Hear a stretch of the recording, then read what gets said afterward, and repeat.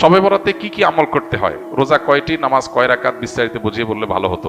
লাইলাতুন নিসফি মিন শাবান, মধ্য শাবানের রাত, এর ফজিলত সাব্যস্ত আছে। আল্লাহ তাআলা এ রাতে মুশরিক হিংসুক ছাড়া বাকি মানুষদেরকে মাফ করে দেন। এবং এ রাতের ফজিলত সংশ্লিষ্ট আরো অনেকগুলো হাদিস আছে যেগুলো জয়ীফ সূত্রে বর্ণিত, কিন্তু এই একটা হাদিস গ্রহণযোগ্য সূত্রে বর্ণিত হওয়ার কারণে অন্য যেগুলো আছে সবগুলোর একসাথ করলে মোটা দাগে লাইলাতুন নিসফি মিন শাবান বা মধ্য শাবানের রাত, এটার নাম আমরা শবে বরাত দেই। আসল নামটা, হাদিস দেওয়ার নাম কোনটা? লাইলাতুন নিসফি মিন শাবান, মধ্য শাবানের রাত। শবে বরাত এটা আসল নাম না। যাই হোক, তো এই মধ্য শাবানের রাতের ফজিলত সাব্যস্ত হয়, কিন্তু এইটাকে আমরা যেইভাবে যারা পালন করি তারা যেভাবে ঘটা করে করি, যেমন সারা রাত জেগে ইবাদত করা আল্লাহর ক্ষমা লাভের জন্য বা মাগফিরাত লাভের জন্য, যাতে মাগফিরাত হয়, গুনাহে ক্ষমা হয়, সেটা আপনি চেষ্টা করছেন। এটা আপনার ব্যক্তিগত অ্যাপ্রোচ থেকে আপনি করলেন। এই রাতের রোজা, এই দিনের রোজা আপনি আইয়াম বীজের রোজার অংশ হিসেবে রাখলেন, শাবান মাসে বিশেষ রোজা রাখতেন রাসূল সাল্লাল্লাহু আলাইহি ওয়াসাল্লাম, সেই হিসেবে রাখলেন, খুবই প্রশংসনীয়। কিন্তু আলাদা করে শবে বরাতকে কেন্দ্র করে এই দিনের রোজা রাখার বিশেষ কোনো নির্দেশনা বিশুদ্ধ হাদিস দ্বারা সাব্যস্ত নয়। এর বাইরে এই রাতকে শবে বরাত, ভাগ্যের রাত মনে করা। বরাত মানে ভাগ্য, আর বরাতের আরেকটা অর্থ হলো মুক্তি। মুক্তির অর্থে ঠিক আছে শবে বরাত, আল্লাহ মানুষকে মুক্ত করেন, কিন্তু ভাগ্যের অর্থে ঠিক নাই। সূরা দোখানের শুরুতে আল্লাহ বলেছেন, ফিহা ইউফরাকু কুল্লু আমরিন হাকিম ইন্না আনজালনাহু ফি লাইলাতিন মুবারাকাহ ইন্না কুন্না মুনজিরিন। আল্লাহ বলেছেন, কোরআন আমি একটি বরকতময় রাতে নাজিল করেছি। কোন রাত সেটা? ওই যে ইন্না আনজালনাহু ফি লাইলাতিল কদর। আরেক জায়গায় আল্লাহ বলেছেন, কোরআন এক আয়াত আরেক আয়াতের ব্যাখ্যা করে আল্লাহ বলেছেন, ফিহা ইউফরাকু কুল্লু আমরিন হাকিম। যে রাতে কোরআন নাজিল হয়েছে সে আয়াতে, সে রাতে গুরুত্বপূর্ণ সব বিষয় ধার্য করা হয়। তার মানে লাইলাতুল কদরে গুরুত্বপূর্ণ বিষয়গুলো ধার্য করা হয়। অতএব শবে বরাতে ভাগ্য নির্ধারণ করা হয়, এটি বিশুদ্ধ মত না। তবে এ রাতের বিশেষ কোন নামাজ, বিশেষ নামাজের সংখ্যা, বিশেষ সূরা, এরকম কোনো কিছু সাব্যস্ত নাই। এরকম কিছু সাব্যস্ত আছে মনে করলে বরং বিদআত হবে, যে এত রাকাত পড়তে হবে, এই সূরা দিয়ে পড়তে হবে। আল্লাহর মাগফিরাত লাভের জন্য আপনি যদি চেষ্টা করেন সেটা প্রশংসনীয়, সেটা ভিন্ন বিষয়। প্রত্যেক রাতেই তো আপনি আল্লাহর মাগফিরাতের জন্য চেষ্টা করা কর্তব্য বা করা উচিত। আল্লাহ তাআলা প্রতি রাতেই ভোর রাতে মানুষকে ডেকে ডেকে ক্ষমার আহ্বান করেন। এই জন্য শবে বরাতকে ঘিরে রাতের বিশেষ নামাজ, বিশেষ পদ্ধতির নামাজ নাই। তবে এ রাতে ক্ষমার বিষয়টা সুসাব্যস্ত, ক্ষমা লাভের চেষ্টা করা এটা গ্রহণযোগ্য। শবে বরাতের জন্য নারীদের স্পেশাল আমল কি? নারীদের স্পেশাল আমল তো হালুয়া বানানো।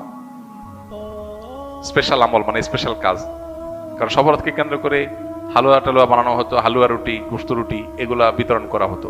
এগুলো এখন যদিও উঠে গেছে, কালচারাল বিষয়। এগুলো উঠে যাওয়াতে যে নারীরা সব নেকামল শুরু করে দিয়েছে তাও হয় নাই, সেটা যেমন বাস্তবতা। আবার ঠিক একইভাবে কোরআন সুন্নাহ বলেনি এমন কিছু কোরআন সুন্নাহর আমল মনে করে এস্টাবলিশড করা, বিদআতকে জিয়ে রাখা, এর ভিতরেও ইমানদারের কল্যাণ নেই, সেটা আমাদেরকে মাথায় রাখতে হবে। তো শবে বরাতকে কেন্দ্র করে নারীদের জন্য স্পেশাল কোনো আমল নাই।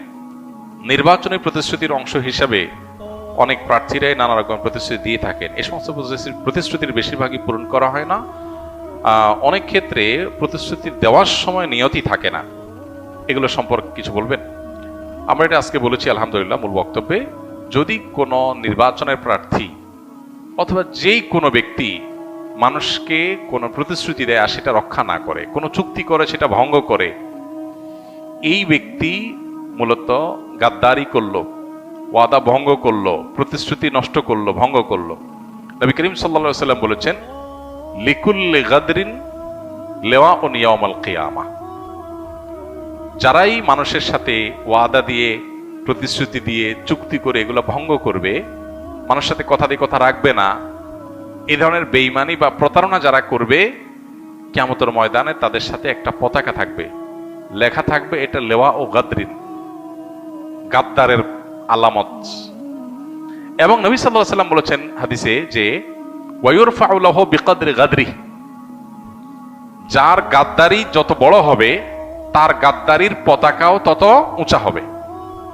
তার মানে একজন ব্যক্তিগত পর্যায়ে কারোর সাথে গাদ্দারি করেছেন, ওয়াদা রক্ষা করেন নাই, চুক্তি করে ভঙ্গ করেছেন, বেঈমানি করেছেন, এই লোকটার পতাকার সাইজ যা হবে, একজন জনপ্রতিনিধি হওয়ার জন্য প্রার্থী হয়ে তিনি যদি মিথ্যা ওয়াদা দেন বা জাতীয় লেভেলে যদি মিথ্যা প্রতিশ্রুতি মানুষ করে দেয়, যেটা করবে না সে এটাই বলতেছে বলে যদি ধোঁকা দেয় মানুষকে, তাহলে সে তার পতাকার সাইজ হবে যত মানুষকে ধোকা দিয়েছে তার অনুপাত হারে।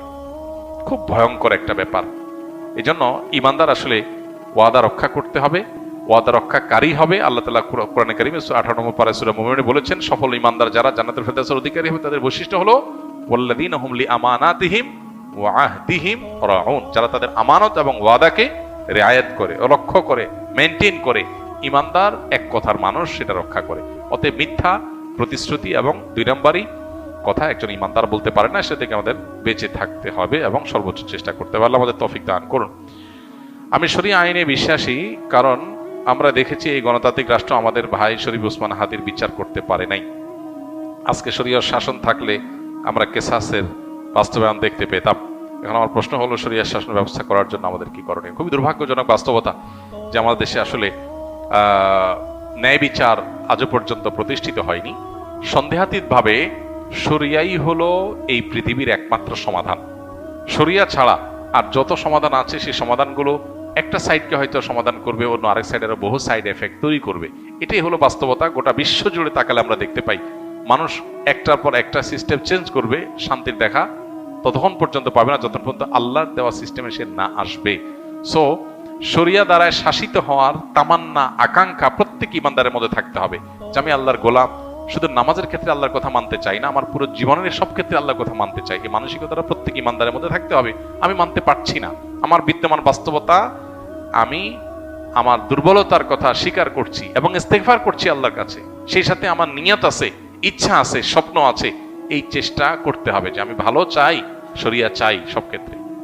এই চাওয়াটুকু অন্তত ইমানদারের মধ্যে থাকা উচিত। কিন্তু আমাদের এই গণতান্ত্রিক এই বন্দোবস্ত এবং এই সমাজ বিদ্যমান বাস্তবতা, এটা আমাদের উপরে এমনভাবে ঝেঁকে বসেছে যে আমরা এই চ্যাপ্টারটাই ভুলে গেছি যে এখানে আল্লাহর বিধিবিধান মানার ইস্যু আছে। আমরা অনেকে মনে করি এই যুগে বোধহয় অচল। এটা একটা বড় পরীক্ষা আমাদের জন্য, অ্যাসিড টেস্ট। এই আমলে নামাজ পড়া, রোজা রাখা যত সহজ, এই জিনিসটা এত সহজ না। এই ইমানটাকে খুব ভালো করে আমাদের মধ্যে এস্টাবলিশ করতে হবে। সেই সাথে মানুষকে সচেতন করা প্রত্যেকটা জায়গাতে।